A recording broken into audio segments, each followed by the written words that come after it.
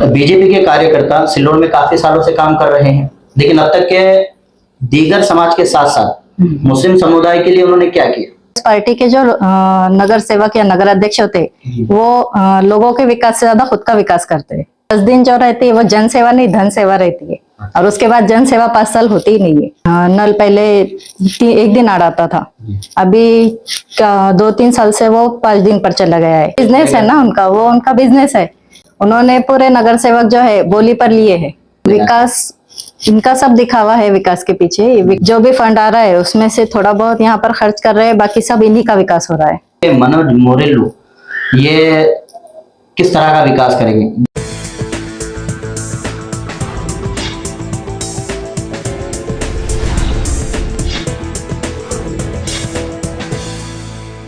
महत्तर नागरिक, स्वागत है आपका चढ़वड़ महाराष्ट्राची न्यूज प्रस्तुत चाय पे चर्चा पॉडकास्ट एपिसोड नंबर 22 में।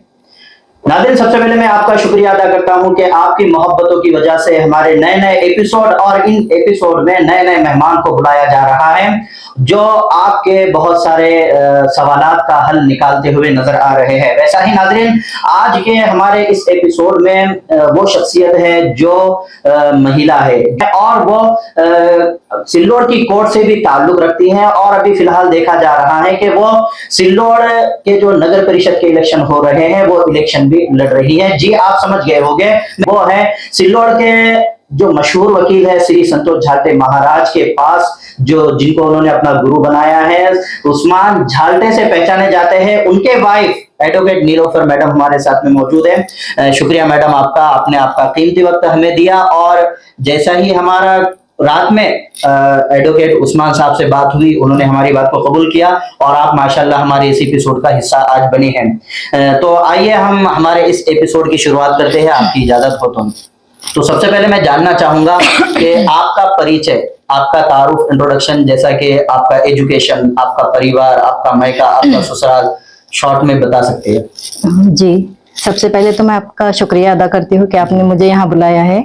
मेरा नाम है एडवोकेट नीलोफर शेख उस्मान, और मेरा इससे पहले जो है तो जो एजुकेशन है मेरा BCS हुआ है। जी जी जी। मैंने औरंगाबाद से BCS किया है। उसके बाद यहाँ पर कुछ साल शादी के बाद मैंने टीचिंग फील्ड में भी काम किया है। अच्छा। लेकिन उस टाइम में मेरे हस्बैंड जो है वो एक वकील है। मैंने देखा क्या यहाँ पर जो है तो लेडीज वकील कोई है नहीं लेडीज के प्रॉब्लम समझने के लिए, तो इसलिए मुझे वकील बनाने में सबसे ज्यादा हिस्सा मेरे सपोर्ट मेरे हस्बैंड का रहा है। कहीं ऐसा तो नहीं हुआ कि आपके हस्बैंड वकील है, वकीली पॉइंट आपके साथ खेलते होंगे? नहीं, तो ऐसा आपका दिल हुआ कि मैं भी वकील बन जाऊं, मैं भी जवाब दे सकूं? नहीं, ऐसा कोई बात नहीं है। यहाँ की लेडीज के प्रॉब्लम देखने के बाद हमने ये राय मशवरे से डिसाइड किया क्या हमें भी लॉ करना चाहिए, और यहाँ के कोर्ट में एक लेडीज वकील होना जरूरी है। अच्छा, कितने सालों से आप सिल्लोड कोर्ट में काम कर रहे हैं?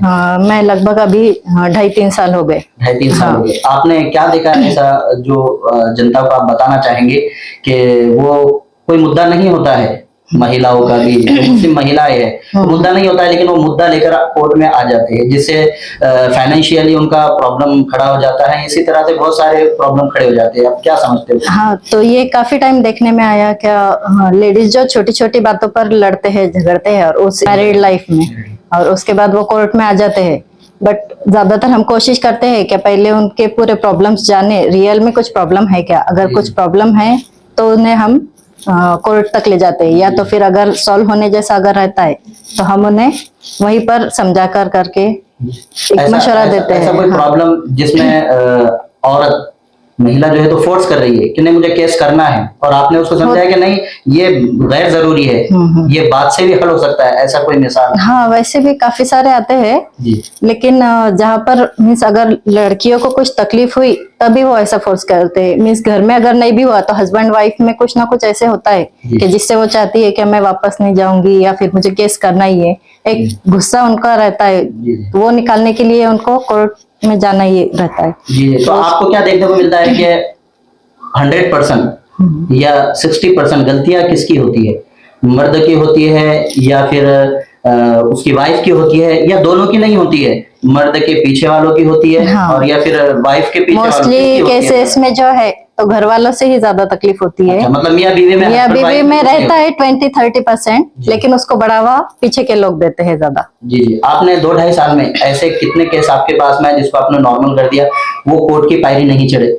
मीन्स वैसे तो अबो 50 आए हमारे पास केसेस, जी। लेकिन उसमें से 20% हमने वहीं पर सॉल्व कर वही दिए। सॉल्व कर हाँ, दिया और अभी वो अच्छी हंसी हाँ खुशी अच्छे खासे जिंदगी वो गुजार रहे हैं। उनके हस्बैंड के साथ रह रहे हैं। जी जी। अच्छा, आइए, जैसा कि हमने बात की है कि आप प्रभाग क्रमांक 3 सिल्लोड नगर परिषद का जो इलेक्शन है, तो प्रभाग क्रमांक 3 से आप नगर सेवक पद के लिए इलेक्शन लड़ रहे हैं। हाँ तो वैसा तो आपका अच्छा चल रहा है, हाँ आप भी वकील है, आपके हस्बैंड जी। भी वकील है, फिर आपको क्या जरूरत पड़ गई आपको नगर सेवक बनने की? इसके पीछे कुछ ऐसा रीजन है, जी जी क्योंकि हमने देखा हर मीन्स मेरा बचपन तो पूरा सिल्लोड में ही गया है। जी। मैं काफी सालों से देख रही हूँ यहाँ पर इलेक्शन कैसे होते हैं, क्या होता है। जी। यहाँ पर जो इलेक्शन है वो एक धन सेवा होती है। उस 10 दिन जो रहती है वो जन सेवा नहीं, धन सेवा रहती है। और उसके बाद जन सेवा 5 साल होती ही नहीं है। अच्छा अच्छा। तो हमने देखा क्या लोगों के जो प्रॉब्लम्स है वो मोस्टली सिर्फ 10 दिन तक ही लोग उस पर गौर करते हैं। जो भी नगर सेवक नगर अध्यक्ष के लिए खड़े रहते हैं वो 10 दिन तक पूरे गलियां घूमते हैं, जी जी लेकिन उसके बाद 5 साल वो दिखाई भी नहीं देते। जी जी जी। जितने जो लोगों के पर्सनल प्रॉब्लम्स है वो भी सॉल्व नहीं होते।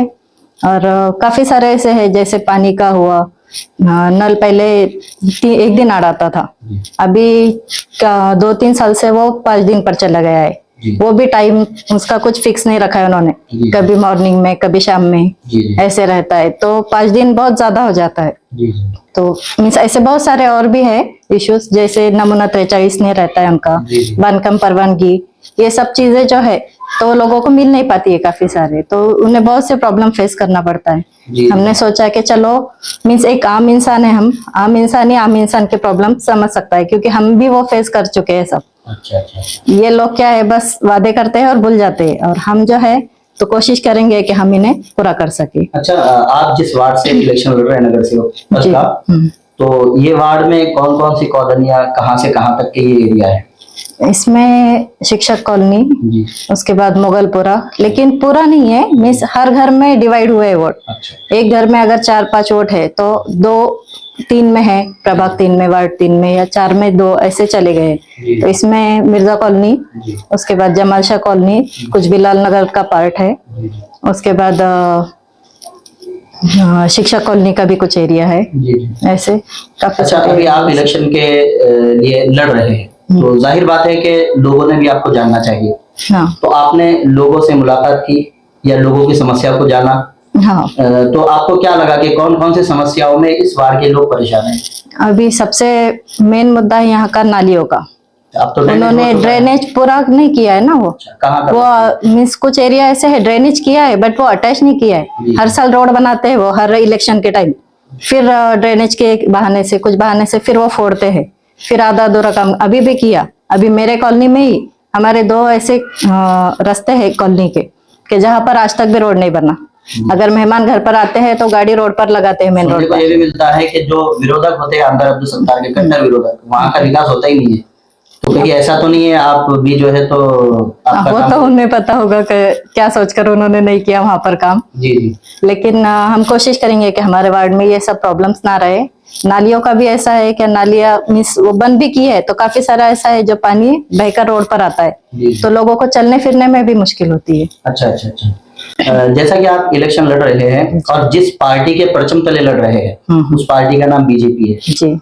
और बीजेपी के ताल्लुक से अगर बात की जाए तो इस पार्टी ने मुसलमानों के लिए ऐसे ऐसे नए नए कानून बनाए जिससे मुसलमान परेशान होते हैं। जैसे कि अभी फिलहाल अप्रैल 2025 का जो कानून है वक्फ अमेंडमेंट, जी। जिसमें दरगाह, मस्जिदें, मदरसे, इनकी जगहों पर अपनी मुदाखलत करना और अपने तरीके से उसको काम में लेना, इस तरह से काम कर रहे हैं और आप उसी पार्टी से जो है तो उसी पार्टी को बढ़ावा देने का काम कर रहे हैं। नहीं, तो इसका भी रीजन है, इसके पीछे भी रीजन है, क्योंकि दूसरी पार्टियां भी आपको एमआईएम है, हाँ जी, राष्ट्रवादी है, कांग्रेस है, बराबर है, फिर भाकपा है, बहुजन है, वंचित बहुजन, बहुत सारे। नहीं, इसके पीछे रीजन ये है कि हमने इससे पहले भी मेरे हस्बैंड ने काफी सारे पार्टियों से यहाँ पर चुनाव में आकर देखा है, जी जी। लेकिन यहाँ पर उनका कोई वजूद नहीं है। अच्छा। शिवसेना के आगे उनका कोई वजूद नहीं है। जी जी। अभी फिलहाल जो है तो बीजेपी और शिवसेना ये 2 ही पार्टी ऐसे है जो सत्ता में चल रहे, जी तो हमने सोचा चलो ऐसे सत्ताधारी जो पार्टी है उनसे अगर हम कुछ काम कर सकते हैं हमारे लोगों के लिए तो ये बेहतर रहेगा। अभी शिवसेना भी पहले मुस्लिम लोगों को चलता नहीं था, अभी तो पूरे मुस्लिम वर्ल्ड शिवसेना के लिए ही मुस्लिम लोग ये कर। तो आपको क्या लगता है कि वो जो शख्स है आमदार अब्दुल सत्तार, जी तो वो जिस पार्टी में जाते हैं वो पार्टी यहाँ की बन जाती है? हाँ, बस लोगों को पार्टी से मतलब नहीं पार्टी है। से कोई सरोकार हाँ, नहीं है, नहीं, शख्सियत से सरोकार है। शख्सियत से सरोकार है। तो आपको ऐसा लगता नहीं कि आपने भी उसी पार्टी से चुनाव लड़ना चाहिए था? क्योंकि आपको अगर विकास करना ही है तो वहां से विकास ज्यादा होगा। हो सकता था, लेकिन हमने देखा है उस पार्टी के जो नगर सेवक या नगर अध्यक्ष होते वो लोगों के विकास से ज्यादा खुद का विकास करते हैं। अच्छा, तो इसलिए हमने सोचा कि चलो कुछ और पार्टी से करेंगे तो एटलीस्ट लोगों के लिए हम कुछ काम कर सकेंगे। अच्छा। बीजेपी के कार्यकर्ता सिल्लोड में काफी सालों से काम कर रहे हैं, लेकिन अब तक के दीगर समाज के साथ साथ मुस्लिम समुदाय के लिए उन्होंने क्या किया? तो आपको कैसे काम करने देंगे? यहाँ पर जितनी भी बीजेपी कार्यकर्ता जो काम करते हैं तो उन्हें रोकने का काम शिवसेना का है। यहाँ पर शिवसेना जो है वो भी काम नहीं करते। अभी वो 40 साल से बोल रहे हैं कि हम यहाँ पर सत्ता में हैं, लेकिन उन्होंने कौन सा डेवलपमेंट किया आज तक भी? 40 साल में भी जो पहले सिल्लोड था आज भी वही है। अभी 2 साल में थोड़ा बहुत काम हुआ है, पर अभी तक इससे पहले कोई भी काम उन्होंने डेवलपमेंट का नहीं किया है लोगों के लिए। और वो खुद ही नहीं करते तो बीजेपी को क्या करने देंगे? अच्छा, अगर हम सत्ता में आते हैं तो हम पूरी कोशिश करेंगे कि हम यहाँ पर डेवलपमेंट लाएं। जैसा कि आपके महायुति जो है जिसमें से शिवसेना शिंदेगढ़ अलग हो चुका है, जी, हाँ। तो बाकी के जो है 3, तो ये 3 मिलकर कितने उम्मीदवार जो है तो नगर सेवक पद के लिए उन्होंने खड़े किए हैं? ये 3 मिलकर तो पूरे 28 किए हैं। 25 बीजेपी के हैं, अच्छा अच्छा। 2 आरपीआई के हैं और 1 राष्ट्रवादी के हैं। ऐसे पूरे आपको 25। क्या लगता है कि उम्मीदवार आएंगे आपके हाँ, महायुति बिल्कुल से? आएंगे, हम भी पूरी ताकत के साथ आए हैं। क्योंकि आमदार अब्दुल सत्तार का तो चैलेंज है 28+1। वो तो बिजनेस है ना उनका, वो उनका बिजनेस है। उन्होंने पूरे नगर सेवक जो है बोली पर लिए है, तो उनको बिजनेस करना है। यहाँ पर वो बोली लगाएंगे, ये 10 दिन में जो पैसा है वो एक बोली लगा कर ले लेंगे उनसे 20 लाख 40 लाख ऐसे, और 5 साल वही पैसा डबल कमा कर फिर से अगले इलेक्शन के लिए रेडी हो जाएंगे। 1994 से लेकर अब तक के, समझो अभी तो इलेक्शन हो रहे हैं, अब रिजल्ट आने के बाद ही समझ में आएगा जी। लेकिन अब तक के 1994 से लेके अब तक के नगर परिषद आमदार अब्दुल सत्तार का घर का हिस्सा ही बनी रही है। जी तो तब से जैसा आपके कहने के मुताबिक उनका बिजनेस चल रहा है, जी। तो फिर आपकी पार्टियां भी तो मजबूत है, उन्होंने भी तो कुछ बिजनेस करना चाहिए फिर। हमारे पार्टी में ये 20 लाख दो नगर सेवक बनो ये नहीं है ना, इसलिए ये सब नहीं होता है। उनके पार्टी में जो है तो बस 20 लाख दो 40 लाख दो नगर सेवक के लिए टिकट लो, ये बिजनेस वो करना चाहते हैं और यही चल रहा है 40 साल से भी। डेवलपमेंट के नाम पर कुछ भी नहीं है सिल्लोड में जो होना चाहिए था। तो अच्छा, जैसा कि सिल्लोड के विकास को अगर ले लिया जाए तो सिल्लोड में जो कमानें बनाई गई है, सिल्लोड उन कमानों के जरिए से सिल्लोड की खूबसूरती में 4 चांद लग रहे हैं, उसके बारे में आपकी क्या राय है कि ये काम भी गलत हुआ है, फिर ये काम विकास का नहीं, गलत नहीं हुआ है, ये काम ठीक है, लेकिन वो भी एक उनकी राजनीति है, उसके पीछे भी उनका रीजन है। उन्होंने सेल्फ ये किया है कि वो एक एक कमान का बिल उन्होंने 30-35 लाख रुपए फंड के लिए जमा किया है, और ऐसे उन्होंने यहाँ पर टोटल 13 कमान बनाई है हर एरिया के हिसाब से, हिंदू एरिया मुस्लिम एरिया जिसके उसके हिसाब से उन्होंने कमाने खड़ी की है। लेकिन हर कमान के पीछे अगर एक कमान के पीछे 35 लाख 30 लाख का अगर वो बिल निकाल रहे हैं तो टोटल 13 कमाने बनी है, तो 3-4 करोड़ का तो गेम हो ही गया है। उसमें ये जो कमाने बनाई है इलेक्शन के कुछ दिन पहले ही बनी है, इसका मतलब हो सकता है कि वो फंड उन्होंने पार्टी के लिए यूज करने के लिए ये सब किया है चुनाव के लिए। हाँ। अच्छा, आपको ऐसा लगता है। और फिर दूसरी तरफ देखा जाता है कि मुस्लिम समाजों की जो कमाने हैं नाम से, मुस्लिम समाजों के नाम से जो कमाने बनाए गए उसके विरोध में कुछ लोग बैठते हैं और उसका काम बंद किया जाए इस तरह की बात करते हैं। मतलब एक तरफ आमदार अब्दुल सत्तार के जरिए कमाने बनाई जा रही है और दूसरा एक ग्रुप जो है तो मुस्लिम समाजों की कमानों का विरोध कर रहा है, तो उसका भी वो जवाब दे रहे हैं। तो आप इसको किस नजरिए से देखते हैं? ये भी उनका ही एक पॉलिटिक्स का खेल है, रणनीति है उनकी है। अच्छा। ये बनाने के पीछे भी वही है और उसको बिगाड़ने के पीछे उसके पीछे जो लोग है सो कॉल्ड, तो वो भी उन्हीं के लोग हैं। वो उन्होंने ही मीन्स हिंदू मुस्लिम एक इलेक्शन के पहले जो होता है कि इनमें ये डाल दिए जाए, फूट डाल दी जाए, तो ये सब करने के लिए उन्होंने ये सब किया है। आप इलेक्शन लड़ रहे हैं नगर सेवक पद का, तो आपके पास में कौन कौन से मुद्दे हैं, किस मुद्दों के तहत आप इलेक्शन लड़ रहे हैं? हमने सोचा है कि हम हमारे वार्ड में जो भी डेवलपमेंट करना है, जैसे पानी से रिलेटेड नल हम हो सका तो एक दिन आड़िया रोज कुछ देर आने चाहिए, जैसे 500 लीटर रोज ऐसे लोगों को पहुंचाना चाहिए। उनको नमूना 43 हर घर को मिलना चाहिए, बांधकाम परवानगी मिलना चाहिए। ये बाकी अभी जो पार्टी में है यहाँ पर, तो वो लोग क्या करते हैं कि खुद ही प्लॉटिंग करते हैं, वो प्लॉटिंग बेचते हैं और बाद में इलीगल मीन्स प्लॉट्स करके बेच देते हैं। और जब बांधकाम परवानगी लेने के लिए जाए तो तब उन्हें परेशान करते हैं लोगों को। अच्छा, फिलहाल में जनता का वोट किसको होना चाहिए, विकास को या जात पात को? विकास को। विकास को, Obviously। विकास को होना चाहिए। तो विकास की जो बात आती है, आमदार अब्दुल सत्तार के जो समर्थक है वो कहते हैं कि बहुत सारा विकास हुआ है, जैसे नेशनल मेडिकल कॉलेज है, सूद गिरने का है, गलियों में रोड है, पानी है, ड्रेनेज की जो है तो कनेक्शन है, विकास ये सब तो- विकास हुआ है। और बीजेपी जो है तो जात पात करती है, जिस पार्टी के परचम तले आप हैं। तो आप इसमें क्या मैसेज देना चाहेंगे कि विकास कौन कर रहा है और जात पात कौन कर रहा है, और वोट किसको देना है? विकास इनका सब दिखावा है विकास के पीछे। ये विकास के नाम पर जातिवाद कर रहे हैं, यहाँ पर जात पात का भी यही कर रहे हैं, नाम किसी और का बदनाम हो रहा है। विकास सिर्फ बता रहे हैं लेकिन ओरिजिनल है नहीं। जी क्वालिटी जो चाहिए बांधकाम की या फिर रोड की, वो क्वालिटी ये दे नहीं रही है। जो भी फंड आ रहा है उसमें से थोड़ा बहुत यहाँ पर खर्च कर रहे हैं, बाकी सब इन्हीं का विकास हो रहा है। अच्छा अच्छा, जो पार्टी में अभी है, सत्ता में जो है, बस उनका खुद का विकास चालू है अभी फिलहाल। जी जी। जैसा कि महायुति की अगर बात ले लें तो महायुति में शिवसेना शिंदेगढ़ भी शामिल है, जी। लेकिन सिल्लोड के इस नगर परिषद के चुनाव में देखा जा रहा है कि ये बिल्कुल अपना अलग मैदान गर्म किए हुए वो हैं। खुद का तो वजह सिर्फ- क्या है, जैसा कि किस वजह से ये सिर्फ हो रहा सेल्फ है? डेवलपमेंट के लिए, उनके खुद की डेवलपमेंट के लिए उन्होंने महायुति को भी लात मारी है और बस अपने खुद के ही उम्मीदवार यहाँ पर खड़े किए हैं उन्होंने। वो चाहते हैं कि बस हमारी ही सत्ता हो यहाँ पर, हमारी ही सत्ता चले, बाकी कोई ना चले यहाँ पर। प्रभाग क्रमांक 3 से शिंदेगढ़ से जो नगर सेवक पद के लिए लड़ रहे हैं तहसीन फिरोज खान, जी। वो अर्जदार है। उनके अर्ज पर भी आपने सिल्लोड में भी आक्षेप हाँ। दाखिल किया था, तो हाँ। वो खारिज कर दिया गया। तो पहले हम सिल्लोड का लेते हैं कि सिल्लोड में क्या हुआ था, फिर बाद में आप डिस्ट्रिक्ट कोर्ट भी गए थे। हाँ। तो पहले सिल्लोड का बता दीजिए क्या। यहाँ पर हमने उनका नॉमिनेशन जो नाम निर्देशन पत्र होता है जी जी। वो प्रॉपर नहीं था, इसलिए ऑब्जेक्शन लिया था। हमारा स्ट्रॉन्ग ऑब्जेक्शन था। बट यहाँ पर जब ऑब्जेक्शन लिया तो उन्होंने हमें 2 बजे के बाद तुरंत उसका रिजल्ट देना चाहिए था, लेकिन आरओ ने उन्होंने भी इसमें टाइम वेस्ट किया। 5 बजे तक हमें उन्होंने ऐसे ही दे रहे बोलकर रुका कर रखा, और फिर उस टाइम में उन्होंने जो भी यहाँ का वो नॉमिनेशन नाम निर्देशन पत्र था उसमें जो लैकुना था वो भरकर निकालकर उसे वाइट ठहराकर हमारा जो आक्षेप है वो रद्द कर दिया था। इसके भी बता रहे कि Obviously- स्ट्रांग था, जी, मतलब उसके ऊपर कोई ना कोई कार्रवाई हो प्रेशर सकती था। थी। हाँ, नहीं प्रेशर लेकिन था नहीं उन पर। हुई, तो प्रेशर किसका उनका होगा? आमदार का ही प्रेशर होगा। तो फिर अब यहाँ पर ये सवाल भी सामने आता है कि आपके बीजेपी के जो कार्यकर्ता है, फिर उन्होंने आपको मैदान में अकेले क्यों छोड़ दिए? फिर उन्होंने भी आपका सपोर्ट करना चाहिए था, आपके साथ आना चाहिए था। जिस तरह से एक तरफ आमदार अब्दुल सत्तार अपने कार्यकर्ताओं का सपोर्ट करते हुए दिखाई दे रहे हैं, जैसा आपने बताया कि उनका एक प्रेशर, तो आपका भी एक प्रेशर होना चाहिए क्योंकि बीजेपी भी सत्ता में है।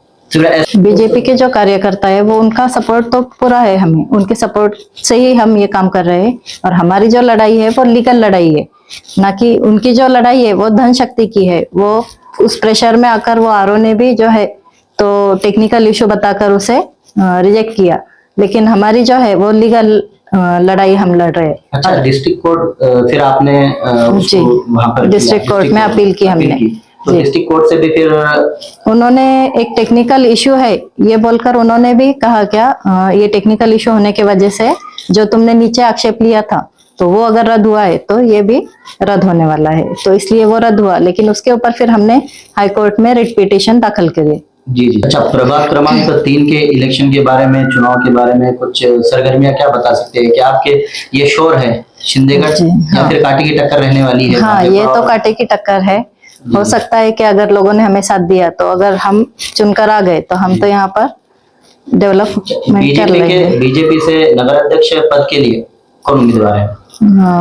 मनोज मोरोला सर है। जी जी। तो आपको क्या लगता है कि मनोज मोरेलू ये किस तरह का विकास करेंगे? जात पात को लेकर आगे नहीं, चलेंगे जात या पात को लेकर नहीं ठीक है, चलेंगे। अब तक के मनोज मोरेलू को किसी तरह का विकास करते हुए देखा नहीं गया। जनता इस तरह की बात कर रही है। तो आपने कहाँ तक देखा है उनको कि वो जनता के लिए या फिर हर समाज के लिए? नहीं, हर समाज के लिए वो भी विकास करेंगे, लेकिन यहाँ मेन मुद्दा ये आता है क्या, जो अभी सत्ता में जो पार्टी है वो किसी को काम करने ही नहीं देती। जो भी काम करती है पूरा क्रेडिट बस खुद को ही जाता है उनको, भले ही वो काम अच्छा हो या बुरा। जी जी लेकिन मोरेल्लो साहब ने जो भी विकास किया है वो अभी तक किसी के नजरों में नहीं आया है। जी।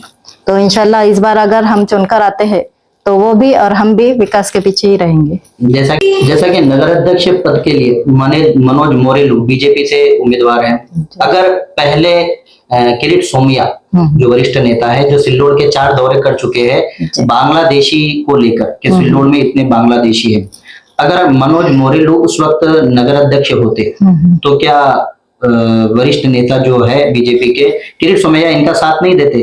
और जब इनका साथ देते तो फिर तकलीफ नहीं होती, तो फिर जनता उनको मनोज मोरेलू को नगर अध्यक्ष अभी नगर अध्यक्ष के पद पर जो सत्तार सेठ के फर्जंद है अब्दुल समीर साहब, तो वो भी तो नगर अध्यक्ष थे, वो भी इस काम को रोक सकते थे, लेकिन उन्होंने इस काम को बढ़ावा दिया, उनको अलाउड किया। वो यहाँ आकर हिंदू मुस्लिम के पीछे मीन्स एक डिवाइड एंड रूल, ये रूल उन्होंने इसके पीछे लागू किया। क्या अगर मुस्लिम लोगों को ऐसे करेंगे तो मुस्लिम लोग डर जाएंगे और वो किसको ये करेंगे सपोर्ट? सत्तार सेठ को। अच्छा। है ना? क्या मीन्स हमारे पीछे तो ये है इसलिए हम बच गए। अगर वो ये नहीं करेंगे तो सत्ता कायम कैसे होंगी? उनकी सत्ता अगर उनको कायम रखना है तो उनको यही रूल अपनाना है, डिवाइड एंड रूल। अच्छा, बीजेपी पार्टी के परचम तले आप ये नगर सेवक पद का इलेक्शन लड़ रहे हैं, तो आप किस नजरिए से देखते हैं बीजेपी को? क्योंकि मुस्लिम समाज में बीजेपी का नाम बड़ा खराब है, क्योंकि बहुत सारे चीजें उन्होंने मुदाखलत वाली की है। अभी जो है तो बीजेपी सबका साथ सबका विकास, ये एक उम्मीद लेकर हम यहाँ पर आए हैं, इसलिए हम बीजेपी में आए हैं। और इंशाल्लाह अगर ऐसे होता है, हमें अगर आवाम साथ देती है तो हम जरूर यहाँ का विकास करेंगे। तो नाज़रीन, ये थे एडवोकेट नीलोफर जो प्रभाग क्रमांक 3 सिल्लोड नगर परिषद का चुनाव लड़ने जा रहे हैं नगर सेवक पद के लिए, जिनसे बहुत सारी चर्चा हुई है, बहुत सारी बातों पर उन्होंने बहुत सारे खुलासे किए हैं। तो आपको क्या लगता है, क्या कहना चाहेंगे? जिस तरह से सिल्लोड की जो कमाने हैं, कमानों को लेकर कि कमान जो है तो ये दिखावा है या फिर हकीकत में विकास है, इसी तरह से सिल्लोड का विकास हुआ है या नहीं हुआ है? और जिस तरह से बीजेपी पार्टी ये मुस्लिम समुदाय के लिए कैसी पार्टी है, क्या इस पार्टी का यहाँ पर बोलबाला होना जरूरी है या आमदार अब्दुल सत्तार की सत्ता ही सिल्लोड शहर में होना चाहिए? तो आपकी तमाम राय जो है तो कमेंट्स के जरिए से मैं जानना चाहूंगा। और इसी तरह से अगले एपिसोड में हम एडवोकेट नीलोफर को जरूर बुलाएंगे और उनको अभी से हम इस बात का खुलासा कर दें कि आपको एक एपिसोड में आपका कीमती वक्त देना है, और वो एपिसोड रहेगा कि कोर्ट में मुस्लिम महिलाओं के चल रहे केसेस के बारे में, कि उन केसेस के बारे में कि मुस्लिम महिला या फिर मुस्लिम जो जेंट्स है, मर्द है, उनमें जो तलाक के मसले जो पैदा हो रहे हैं, क्या वो नॉर्मल है या वो नॉर्मल चीज को बढ़ावा दे रहे हैं? इस पर कुछ एक एपिसोड बनाना है। तो जरूर आपसे बात कांटेक्ट किया जाएगा, आप जरूर आपका कीमती वक्त दें। और नाजरीन, आप आपकी कमेंट्स जरूर बताएं और अगले एपिसोड नंबर 23 का इंतजार करें। फिर मिलेंगे इंशाअल्लाह। खुदा हाफिज़।